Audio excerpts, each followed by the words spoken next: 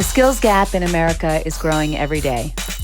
Together, we can change that by inspiring young people to consider a career in the skilled trades and giving them the resources to do so. We are Desk Free Nation, and this is Trade Up, a podcast about recruiting in the skilled trades and the stories of those who've made it a success. I'm Megan Bedford, your host. Let's get to work. Well, welcome, Susan, to Trade Up. I'm so happy you're here. You want to tell a little bit about first talking about how you got into the trades? Well, we joke about that because I was an international vice president with AT&T Wireless, and I was in the Caribbean. I was in charge of 2 countries, which is totally different than what I do now. And when I came back, I bought a business coaching franchise up in Breckenridge. And I was living part in Denver, part up there. And through that experience, I met my husband. And he's a master plumber, NATE certified HVAC tech, was a journeyman electrician back in the day. And when we decided to move down to Denver in the middle of the recession, people in the mountain towns got hammered, as we know, right? Like, first thing you're going to do is ditch your $1 million vacation home. And we started a service company in Denver. And we changed it from Sunshine Solar and Mechanical to Sunshine Plumbing, Heating, Air. And we started with an amazing customer service strategy. And we grew like wildfire, 535%, like off the charts, just by having really great customer service. And that's how Sunshine Plumbing, Heating, Air, which is now Sunshine Home Services, was born. So we joke that we merged because initially William and his plumbers or HVAC guys, which were contracted at that time in the beginning, they would use my coaching office. And I would hear them doing their meetings and I would have to butt in and go, well, you can't do that. Like, no, it has to be this way. And then weirdly, just without planning, I ended up coaching 17 different trades. And now we're up at 18. So over the last few years, I own Sunshine Plumbing, Heating, Air. I'm very involved with the running, but I do other things. So I have been a professional speaker for a long time. Yep. I write books, I talk, I work for an organization called Raincatcher, which is the nation's most powerful business brokerage. And I really bring all my trade knowledge with me for people who want to buy and sell their companies. Yeah. So I really feel like I'm serving because I think there's a lot of bad information out there for tradespeople who want to retire and they want to sell. And I want to be that person that they can trust and that they can come to us and they know, because I'm one of them, that's how we can do it for you and do it properly. And what's so cool about your experience is not only, you worked in the business, you owned the business, just being a part of it, and then taking your coaching background and now sharing that with the trades. I mean, it's a perfect fit. I feel so lucky to have you here. Oh, thank you. Thank you for having me. So if you haven't listened to Susan's TED Talk, which was in 2020, is that correct? 2018, I think. Okay. So but it's popular again because of the skilled trades. And I want to talk about that conversation because I've listened to it a couple of times and I listened to it again last night. And obviously going through COVID, the trades even exploded more, right? We didn't really know what was going to happen during that time. It was a little scary, but what we found is the trades have grown even more. So when you were having that discussion, you were really focusing on what an issue right now the skilled trade gap is. Kids weren't getting into the trade. So if you could give that TED Talk right now, what are your findings today on the trades and recruiting in the trades? Well, I'll tell you, my numbers would be wrong because I was illustrating there how many women are in the trades. And I was asking the question of why are there so many women that are police officers and go into the Army and any other armed services, and they are firemen and EMTs, like traditionally male jobs. Why aren't they going into the trades? And what I found out is that no one told them that was an option. Right. And it would be a good fit for a lot of people. So I would definitely update my info. Another thing that I feel really strongly about is this. I think people in the older generations, myself included, we need to learn how the new generation up and coming wants to be treated in the workplace, wants to be recruited. What does their work atmosphere need to be like? What is the culture fit that we're moving into? And we can't say, oh, these kids don't want to work. Oh, these kids want to get promoted in 5 minutes. Oh, all of the above. That has to go away. It needs to come out of our vocabularies. I mean, really, it needs to end, because otherwise we're going to be out of business. So just retire. Yeah. Like, if you think that way, just retire or sell your company. I think so too. And I think the trades do come with this kind of antiquated label, no, you must work our hours, you must. And I think for a lot of young kids, it's like their life work balance is so different than our generation. And what they want is so different. And so we won't be able to attract people if we don't change. How have you changed Sunshine, your business Sunshine, to adapt to kind of this younger generation? It's interesting, because I was just having this conversation with someone this morning. I think in today's world that leadership needs to be transparent. It needs to be vulnerable. It needs to be empathetic. It needs to be compassionate, and it needs to be real. No more of standing up in front of the meeting and being like, okay, guys, here's our goals for 2022. You're going to do this. You're going to do that. You're going to do this. And you're all going to work 9 to 5, and you're going to not complain. Yeah. Okay. Well, that's not true, because we have transparency now in a lot of things. Even though, we were an essential business and we never really shut down and people stayed home and worked, our culture has shifted, that now we're looking into people's homes and we are having a different connection, a heart connection. I know your dog.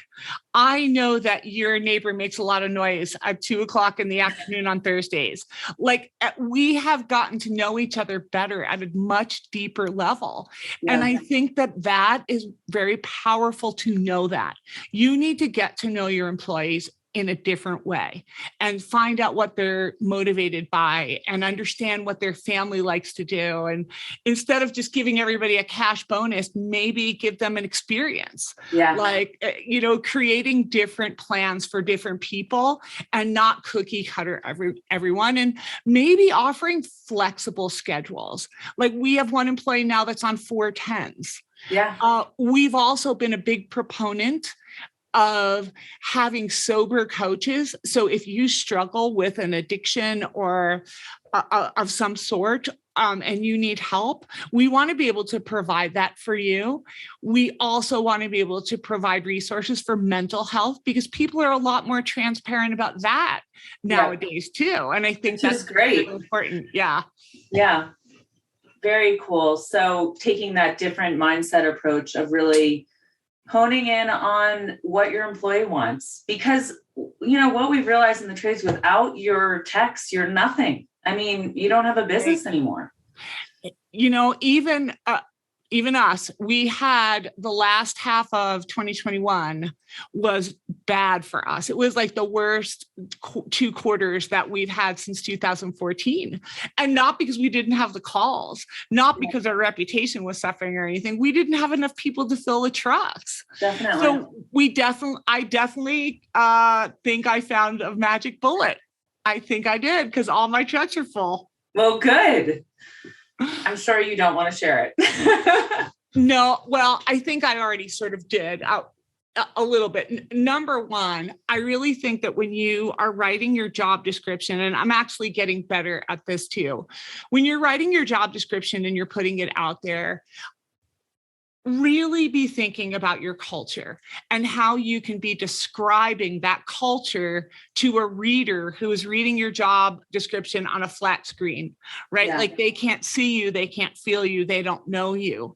So how are you getting people interested, almost like you're creating a sales ad, but it's real. It has to be real, right? Yeah. And then I also think, once again, doing that really personal connection and checking. And what I say to people now, if they're applying for a position, I say, look, before you come in, let's have a quick video call and just see if we can align ourselves on culture. Because if your culture and values are different than ours, it's not going to work out long term. And we're not looking for a 2-month employee.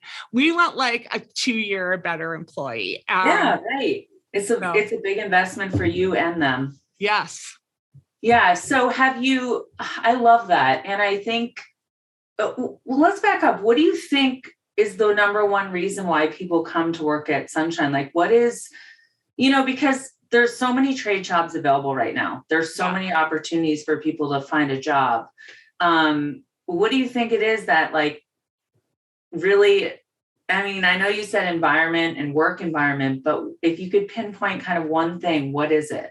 Well, don't tell my husband, but what I hear more than anything else is that we're woman owned. Yeah. And I will hear from a technician. We just hired someone about a month and a half ago. And this is what he said, that he and his wife sat down together and they reviewed all of these websites of all of these companies that he was considering working for. They just moved back to our state after being out of state for a while. So it's not like he got fired from anywhere, job hopping, like he just moved into town. And, of course, there's a deluge of applications out there where you can work and everybody's competing on sign-on bonuses and what have you. And he and his wife liked our story. And they liked the fact that our company looked different and our culture looked different. And I looked like a person that they wanted to work for. They thought I looked nice and that I wasn't going to pull any crap with them. And then they Googled me and they saw me on video in a lot of different areas. And they're like, yeah, that's the lady that we want to work for. And that's how he chose us. He turned down a couple of other offers that were very lucrative. So yeah, I think video too is really powerful, like letting people know who you are and explaining what the job would be like and what it would be like to work here. Yeah, that's awesome, because a lot of like smaller shops right now are competing with huge sign-on bonuses and other things from other companies. So you honestly really do have to look at how can you separate yourself from all of those other companies and be different. Well, one thing that we did, and this is probably not going to be popular with a lot of your listeners, but it is what it is, but we don't do on-call anymore. Yeah. So what we do is this: we work our regular hours, family-friendly hours, I call it, because you have time in the evening or on the weekends to be with your family. But what we do is if you're without heat or your water heater went or whatever it is, we take it on a case-by-case basis, and it's Saturday night, I'll put you in a hotel. So, and then we'll get to your problem on Monday morning. Amazing. So that's a lot cheaper.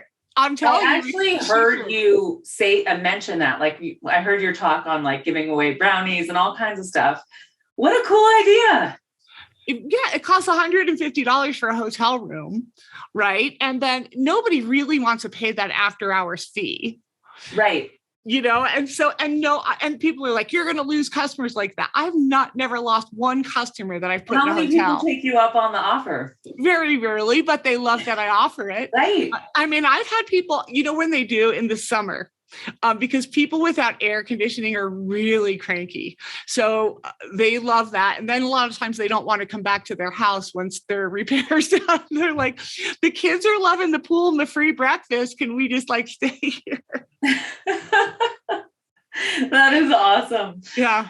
So one of the things you said on your TED Talk was that 80% of your customers were women at the time, and that you were looking into, would women, in the trades, like a woman tech coming into the house, be Would a customer appreciate that? And I think what we found in the industry is yes, for sure. Yes. I know you've had some success hiring women techs. Does Sunshine have any right now? I don't. I lost one that I loved. But, service plumbing's not for everyone. Yeah, for sure. Service plumbing is a different animal than going to a job and working 7 to 3, and then you do your work right on site and then you go. Driving around all town all day in a truck and never know what you're going to walk into when you get there. Yeah. And then making sure you have everything on your truck that you need and you don't have to run to the store. Like, there's a lot of crazy with service plumbing. It's lucrative for the people who go into that area. The technicians make, quite a bit more money than they do on new construction, but it's not for everyone. So our lovely, wonderful the last female plumber we had went off to work with another friend who's a female plumber, but they're doing construction where it's like very structured and they do their job and they're out of there. And so, yeah, I'm bummed. And like I can't run an ad that says, women plumbers, please. Right. Is there anything you found during that experience and also in your coaching businesses are there certain things that attract women to a shop, that help kind of recruit women to a shop? Well, I found because, I really stepped away from running the business for a while, and we ended up running into some trouble, which is a story for another day. But now I go down to the shop quite a bit more. And it really helps our culture for me to be involved down there. Right. So when people see me, it's a different vibe, right? I get a different level of respect, unfortunately, than some people who are in management positions at my company. So that's one of the things that I'm really more involved. And I'll go down there early in the morning. It's only 7 miles away from my house. And then, I'll meet up with everyone. We'll have a chat. If anyone wants to see me one-on-one, we do that. And then I come back up to my office here at my house. Yeah. Yeah. I think it's important that they see you. And I think women techs, like I remember there was a big plumbing agency in San Diego. She's had success with women. And because she's woman owned, I think her face is on the trucks. And I think people say, I want to work for that company. It's attractive to them. Yeah. So you do a lot of business coaching and kind of looking at businesses that want to sell, which I know a lot of plumbers that have sold this last year. Yeah. But what part of it is, looking at the business on a recruiting end and helping them kind of with that, if they have a big tech shortage at the time? I would think that is a big part of the sale.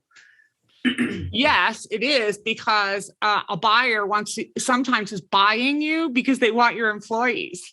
Right. Right. So that's something that's very, very important. But, in my work with Raincatcher and working with some of the most brilliant brokers in the country, they create retention bonuses and plans to that effect for employees. So when a big company comes in and buys your company and you have 10 really good techs, they're going to try to take them and give them a bonus. Like, here it is for 6 months if you stay, 12 months, 18 months. It's also really helpful for the employees sometimes, because a lot of the investors, like private equity firms, they don't want to run the company. Totally. And there's a lot of opportunity for people to get promoted and advancement. And that's another thing too. I think part of a retention plan, which a lot of the older generation doesn't understand, is that people want to see that path. Yeah. Where am I going after this? Like if I start out working in the warehouse and, dealing with the uniforms, what can I expect next year? And I know a lot of the older generation, people that are my contemporaries, will say, well, these kids want to get promoted on the first week. Well, you said earlier something that I want you to tie this together.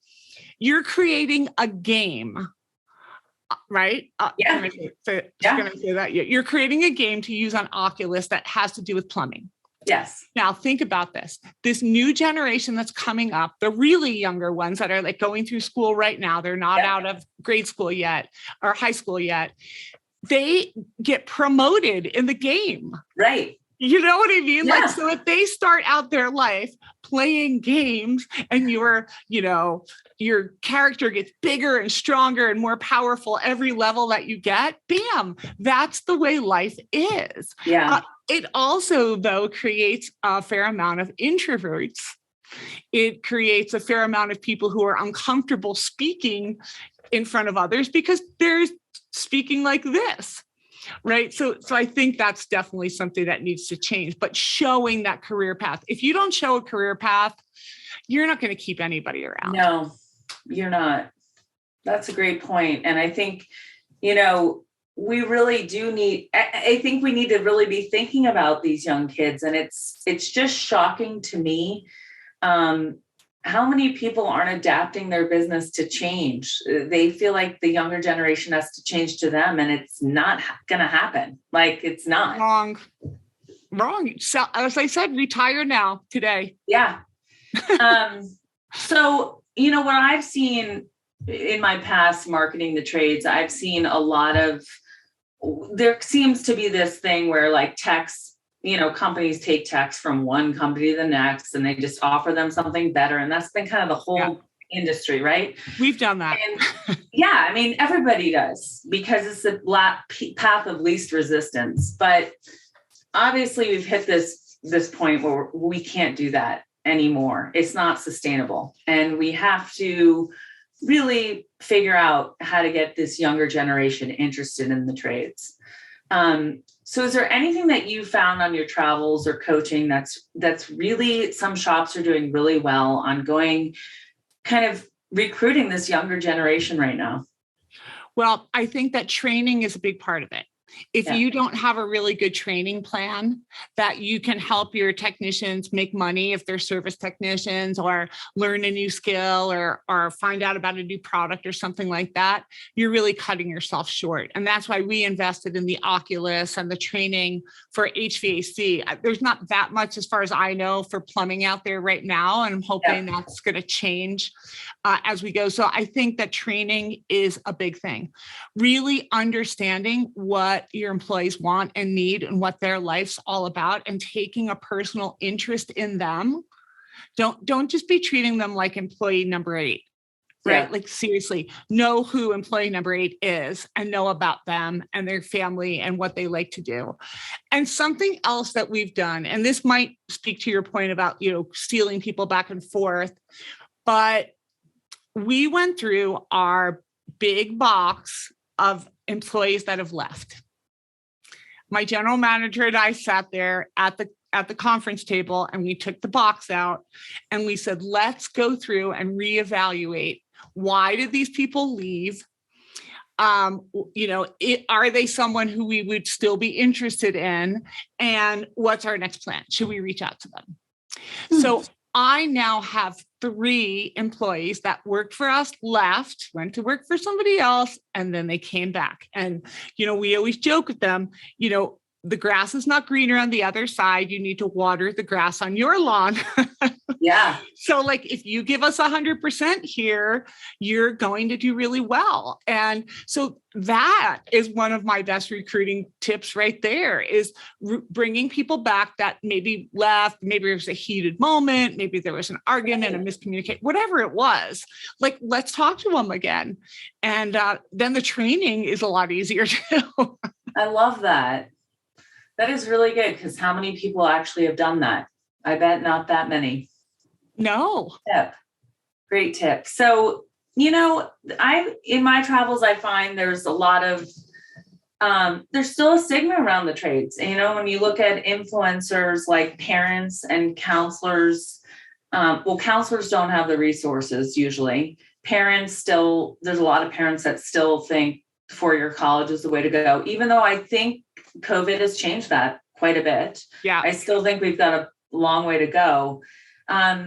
What do you think, when you look at these techs that have worked for your company and ones on your path, what are the attributes you think are most important to be successful in the trades? I think that you need to be an out of the box thinker. Especially if you're going to work service, because there's a lot of problem solving.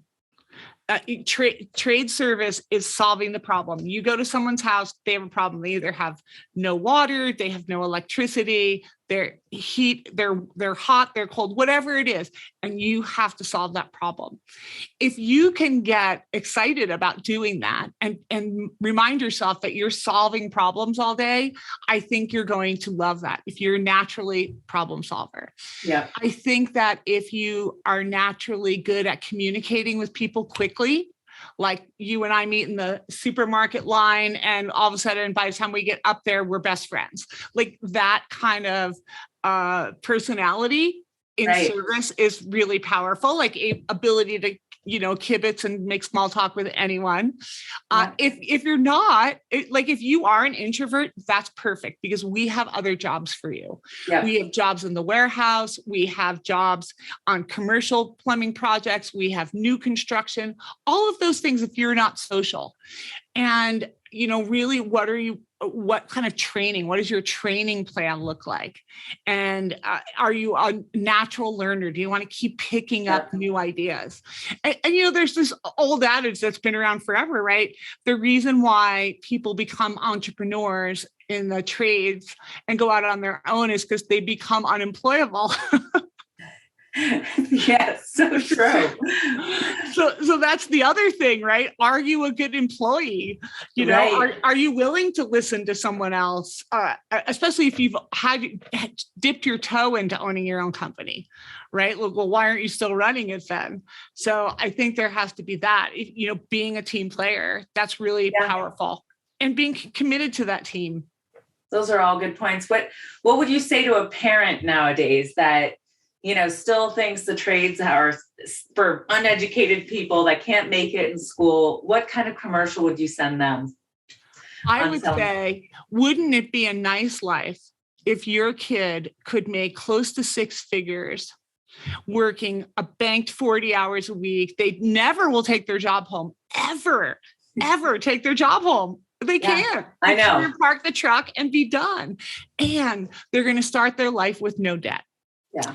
And Mr. and Mrs. Parent, if your kid is really inclined to have a business, they're good at business, they're good at, hiring people and communicating, maybe they'll own their own company someday. Yeah. Right. And they'll be a multi-million-dollar plumbing company owner, but they have to go through the paces first and learn the craft and the trade before they can be that person. I actually, and if you watched my TED Talk, you saw the woman in there. Her name's Linda, and she is a master plumber in Ohio, and she also has a business degree.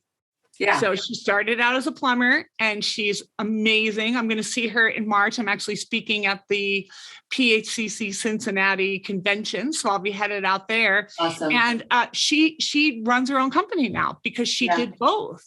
Yeah. So. Yeah, and that's the beauty of the trades. Is not, some people will never be entrepreneurs, but some people were born that way, and you can learn the skill, then go on to take business classes and start your own business. I feel like I've been a business incubator for the last 10 years.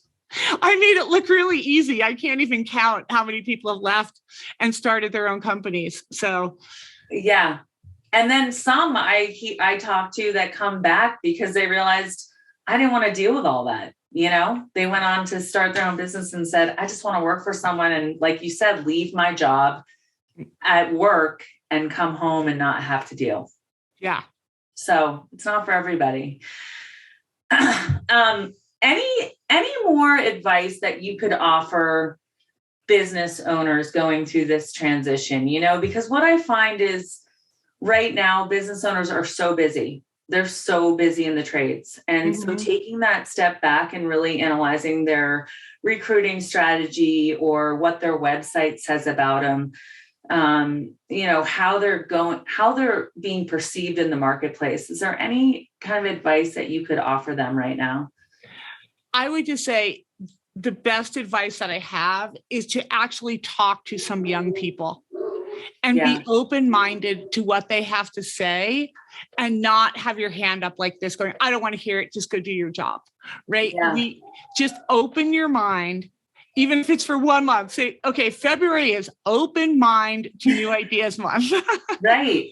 And hear what these young people are saying and hear what they need and what they want to experience at a job, and see if there's a way that you can make that work for you. And just be really real about it. And if it's not, then maybe it's time for maybe a management change at your company. Ooh. Don't you worry about those dogs. We love dogs. Okay, well, now I'm going to get into a couple other just fun questions for you. Okay. I really just so much appreciate you being here and offering your knowledge and vulnerability in the trades, because we need more vulnerability in the trades for sure. So you are a consignment queen. I read. I just saw your recent post. I am also a consignment queen. I love buying clothes on consignment. I'm the thriftinista. That is, I love it. A lot of people don't even know my real name. So in the Mile High area, since Susan and I are both in the Mile High area, what is your favorite thrift store? Well, it used to be Queen Esther's Closet in Broomfield, but unfortunately during the pandemic, they closed. And I used to have parties there, and I would have people come and we'd get them to spend thousands of dollars. The best unknown secret in the Rocky Mountain area, and my favorite, but it only happens twice a year, is when Dress for Success sells their stuff. That is amazing. I bought an Armani suit for $25. Amazing. $3,500. I found it on Poshmark. So, but I love Mile High Thrift, the one in Thornton and the one down south. Yeah. Love. You got to be an experienced thrifter for that one though, because you can't try anything on. It's all cash and there's no returns. So you got to know your stuff. I love that one. I love ARC. I love Goodwill. Deja Blue down in Cherry Creek. I love Rags. I like Rags. I love Old Town Exchange in Arvada. Yeah, I love them. I've Isn't actually it the most fun. I just love it. Like treasure hunting. Yeah. So in Arvada, would you say that Armani suit was your best find ever? So we call those unicorns.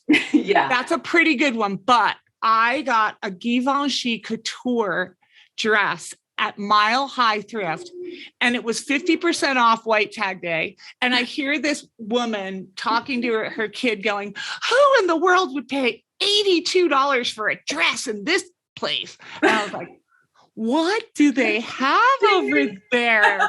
So I waited for them to leave, and I got in and I see Givenchy couture.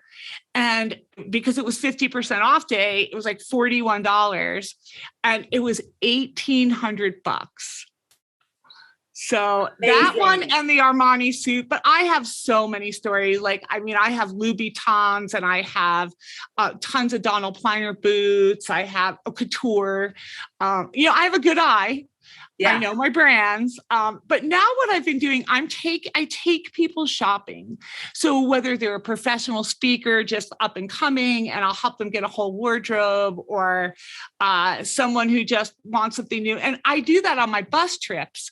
I take people on the bus and I teach them how to thrift. But because of COVID, I've been kind of doing it one-on-one. So, but I love doing that. We'll have to thrift together sometime. That is so awesome. I love thrift dates. I love it. And yard sales. Like, my kids are always like, I'm like, my kids are like, Mom. Really? I'm not big on yard sales. I mean, it's good, I think, if you have children, because you can find a lot of goodies, but I'm really just a clothes person, clothes and some housewares. I hear you. What's your beverage of choice in the morning? Coffee. How do you take it? A little bit of cream and stevia. Great. What's your favorite thing to do when you're not working? Thrifting. That's my hobby. Thrifting. And I also have a love of anything British and anything like Tudors. So if I will watch anything about castles or monarchy or whatever. I love going to London. It's my favorite. I travel a lot. So I always have a lot of perks that I can go do those trips. So that's fun. Is that your favorite place? That was going to be my next question. Where's your favorite place to go visit? Well, I love London. I've been to 36 countries. I love London, but this year I'm going on a cruise to Italy and Greece for my birthday with 21 friends. Oh my gosh, that'll be so fun. I found out on my DNA test last year that I'm Italian, which I didn't know. That's a whole other segment. What and so percentage? I got a lot, like over Really? 50%. Yeah. And so I recruited 21 of my dearest friends, and we're all going on a cruise to Italy and Greece. That'll be so fun. It was a good time to negotiate cruise pricing, I'll tell you. Yeah. I know we canceled our Alaska because of COVID, but I'm like, maybe I should book it again. Yep. Yeah. Well, I can't thank you enough for joining us on Trade Up. And Thank you. I'm so excited to see I see you have a lot of speaking engagements this year.